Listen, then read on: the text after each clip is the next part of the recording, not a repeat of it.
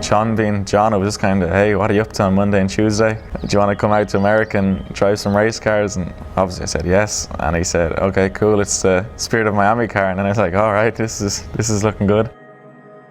When I first got into the car and I seen his name, I was like, wow, this is pretty cool. And then when I got out on track, then the minute I came back in through the pit lane, I was like, do you know what? Fittipaldi came in the pit lane just like I am here in this exact seat. That was really, really cool. And as I keep going back to just how talented he had to have been to drive that car on the limit for hours and hours and be so successful, it's amazing.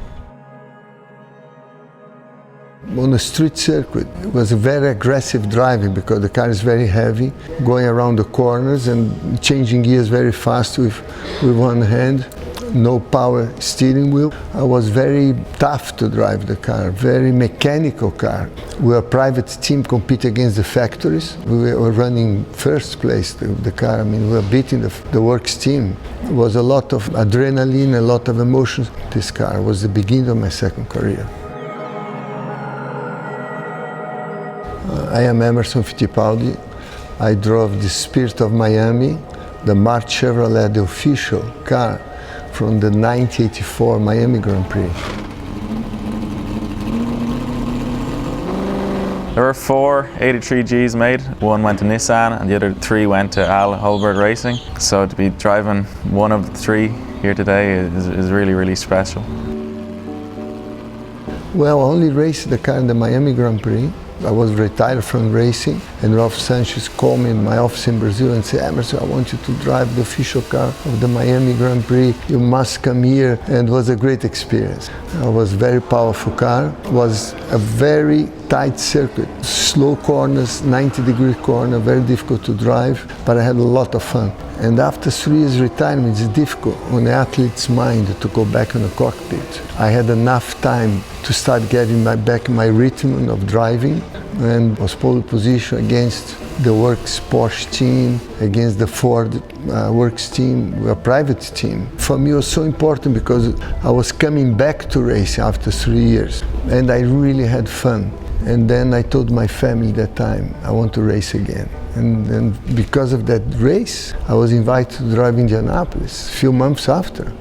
And I always had the dream to go to Indianapolis, and then I went to Indianapolis and I had 13 seasons of IndyCar race.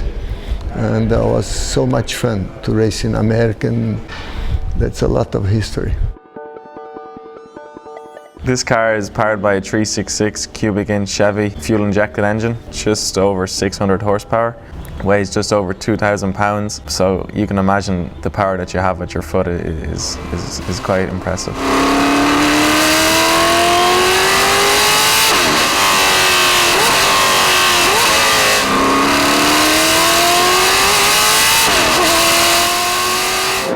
It was just music to my ears, really. It was so crisp and immediate power. The V8 engine roaring behind you, could not like it.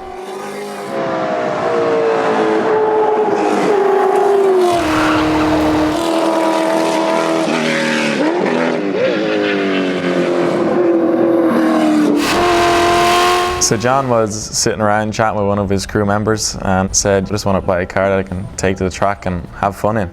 One thing led to another, and this car popped up.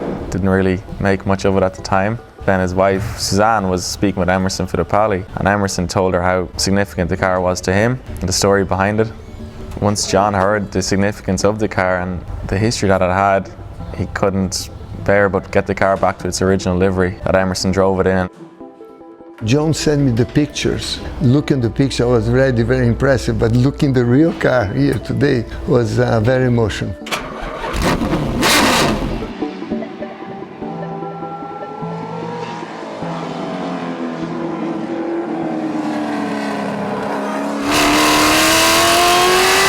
The V8 engine sounds fantastic. You know, you feel it's part of racing, part of life. It sounds beautiful.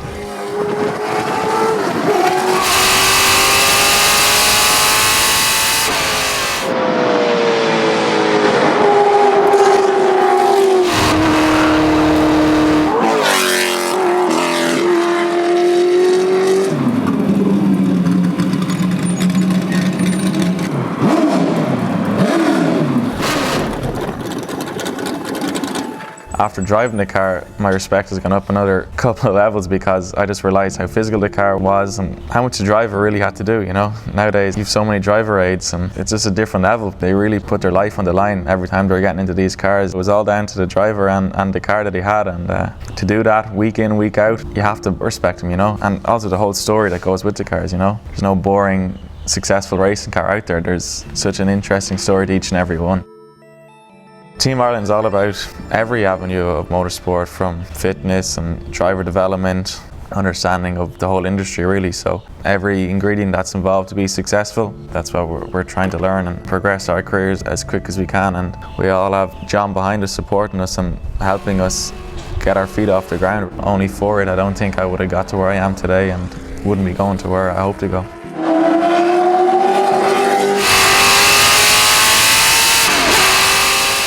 When James drove the car, I think he had a lot of fun because it's much more mechanical, it's much more heavy, a lot of torque, a lot of power from the engine, and that's racing. And history making to be here today after so many years driving Homestead is a very special car. To me, my career was one of the most special cars. And I want the kids to learn about racing, to know, you know, it's a fantastic sport.